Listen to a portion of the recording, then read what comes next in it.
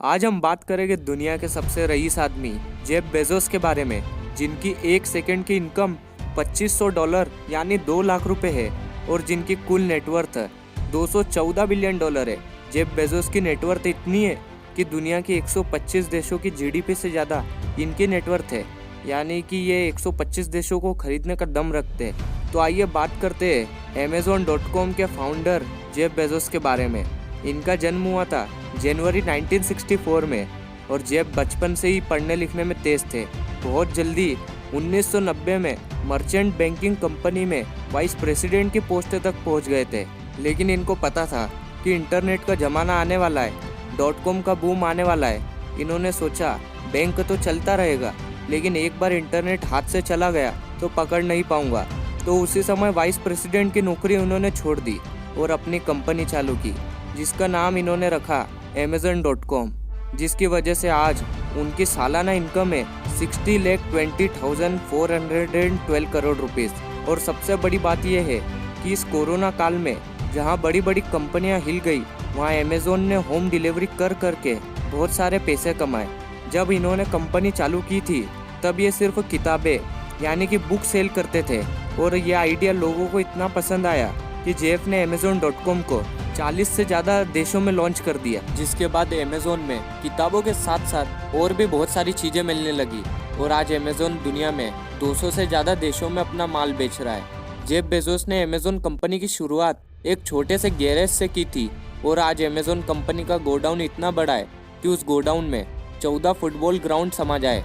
और आज Amazon इसलिए इतना बड़ा है क्योंकि वो अपने कस्टमर को भगवान मानता है।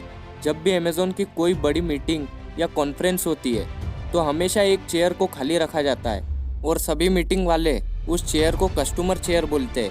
जहां कंपनी वाले कोई भी बड़े डिसीजन लेंगे तो एक बार उस चेयर से ज़रूर पूछेंगे कि आपको हमारी पॉलिसी से कोई एतराज़ तो नहीं है, आपको हमारी सर्विस से कोई प्रॉब्लम तो नहीं है। और कस्टमर की सभी ज़रूरत को पूरा करने वाली ये कंपनी दुनिया की दूसरे सबसे बड़ी कंपनी बन चुकी है और पहले नंबर पे है एप्पल। लेकिन लोगों का ये मानना है कि 2024 तक Amazon एप्पल को भी पीछे छोड़ देगी और जेफ बेजोस 2023 तक शायद वर्ल्ड के फर्स्ट ट्रिलियनेयर बन जाएंगे, यानी कि 1000 बिलियन डॉलर के मालिक। और जेफ बेजोस की कंपनी Amazon इसलिए इतनी बड़ी बनी क्योंकि ये हमेशा अपने एम्प्लॉय से बोलते हैं कि कुछ नया करो, और Amazon ने कुछ नया भी करा। दुनिया में बहुत सारी कंपनियां ई कॉमर्स की, जैसे कि फ्लिपकार्ट, ईबे, वॉलमार्ट, अलीबाबा, लेकिन फिर भी Amazon दुनिया में नंबर 1 क्यों है? क्योंकि वो सेम डे डिलीवरी के लिए जानी जाती है। सुबह ऑर्डर करो और शाम तक आपका सामान आपके घर पे। और एक बार जेफ बेजोस ने अपनी कंपनी में एक स्ट्रेटेजी अपनाई, ये जानने के लिए कि उनकी कंपनी में कौन मन से और कौन लगन से काम कर रहा है और कौन बेमन से काम कर रहा है।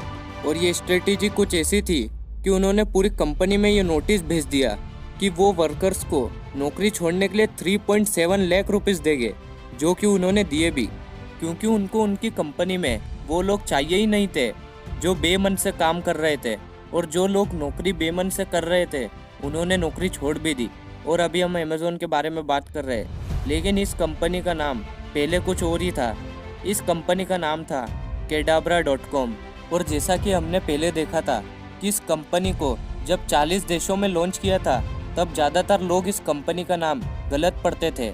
Cadabra.com को अक्सर Cadaver.com के नाम से पुकारते थे और Cadaver का मतलब होता है डेड बॉडी।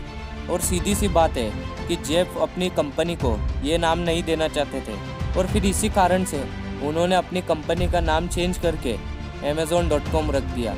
उन्होंने ये नाम दुनिया की सबसे बड़ी नदी Amazon के नाम पर रख दिया, क्योंकि जेफ बेजोस का मकसद यही था कि उन्हें Amazon.com को नदी की तरह दुनिया की सबसे बड़ी ई कॉमर्स वेबसाइट बनानी थी। और फिर ये अपनी कंपनी को सक्सेस की सीढ़ियों तक चढ़ाते रहे। और जेफ अपने सपने पूरे करने के लिए सिर्फ बुक्स और सामान ही नहीं बेचना चाहते थे, इसलिए उन्होंने म्यूज़िक और वीडियोस भी बेचना शुरू कर दिया, क्योंकि उसमें कंपटीशन बहुत कम था। Amazon ने अपने पैर मार्केट में रखे ही क्या थे, बहुत सारी कंपनियां मार्केट में आ गई और कंपटीशन बढ़ा दिया। और साथ ही में .com का बबल फूट गया। .com बबल क्रैश 1995 से 2000 के बीच वाला समय था, जब लोग भारी मात्रा में ऑनलाइन बिजनेस में इन्वेस्ट करने लगे। और जब 1999 में बहुत सारी कंपनियां डूबने लगी तो लोग स्टॉक मार्केट से अपने पैसे निकालने लगे, जिसकी वजह से स्टॉक मार्केट क्रैश हो गया और बहुत सारे इन्वेस्टर ने टेक कंपनियों में पैसे लगाने बंद कर दिए और अमेज़न भी उस समय शिकार हुई और 90% रेवेन्यू लूज कर चुकी थी और बैंकरप्ट तो होने ही वाली थी। लेकिन कुछ बैंक्स और इन्वेस्टर को लगा कि ये कंपनी बहुत आगे जाएगी क्योंकि इसके फाउंडर जेफ बेजोस है, और इसी वजह से बहुत सारी बैंक्स और इन्वेस्टर ने अमेज़न में अपने पैसे इन्वेस्ट किए और आज आप कंपनी की सफलता को देख सकते हो। लेकिन अगर आप सोच रहे हो कि जेफ बेजोस के पास इतने सारे पैसे सिर्फ Amazon.com से आते होंगे, तो आप गलत सोच रहे हो, क्योंकि जेफ दुनिया की और 15 बड़ी बड़ी कंपनियों के मालिक है, जैसे कि Amazon prime, Alexa, Amazon music, Audible, Twitch, blue origin और भी बहुत सारी कंपनियों के मालिक है। साथ ही Amazon की साल भर की कमाई में से $1 बिलियन यानी कि 7,400 करोड़ रुपए जेफ अपनी space travel company blue origin में इन्वेस्ट करते हैं। ये भी इलोन मस्क की तरह स्पेस ट्रेवल को सच में होते हुए देखना चाहते हैं और अभी ही कुछ दिनों पहले अपने बनाए रॉकेट से स्पेस ट्रेवल करके आए हैं। तो क्या जेफ बेजोस इलोन मस्क की कंपनी स्पेसएक्स को पीछे छोड़ पाएंगे? आपका क्या कहना है? कमेंट बॉक्स में ज़रूर बताइए। और क्या आपको लगता है कि जेफ बेजोस वर्ल्ड के फर्स्ट ट्रिलियनेयर बन पाएंगे? ये भी कमेंट बॉक्स में ज़रूर लिखिए। और अगर वीडियो पसंद आई हो तो लाइक ज़रूर कीजिए, और अगर चैनल पे नए हो तो सब्सक्राइब जरूर कीजिए। मिलते हैं अगली वीडियो में। धन्यवाद।